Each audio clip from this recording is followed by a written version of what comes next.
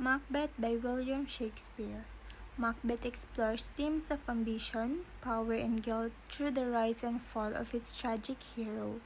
At the beginning of the play, Macbeth is portrayed as a brave and honorable soldier, loyal to King Duncan. However, the witch's prophecy awakens a deep ambition within him, which further fueled by Lady Macbeth. This ambition drives him to commit the ricide and take the throne, but instead of bringing satisfaction, it leads to paranoia, madness, and the descent into tyranny.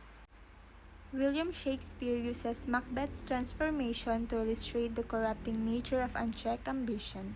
His initial hesitation to murder Duncan shows that he understands the moral consequences of his actions, but once he crosses that line, he becomes trapped in a cycle of violence and guilt.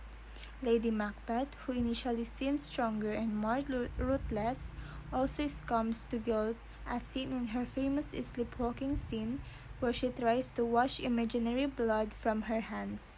The play also delves into the idea of fate versus free will. While the witches predict Macbeth's rise to power, it is ultimately his own choices that lead to his downfall. This shows that complexity of human nature, how we can be influenced by eternal forces but still bear responsibility for our actions. Reading Macbeth made me reflect on how ambition and desire for power can lead to destructive consequences.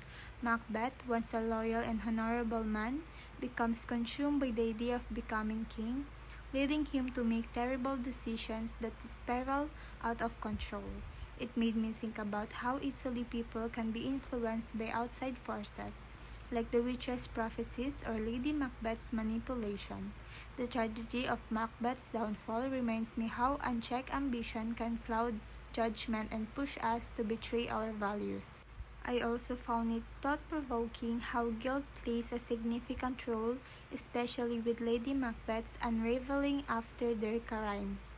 Macbeth's made me consider the importance of staying grounded and how pursuing power at all costs can ultimately destroy us.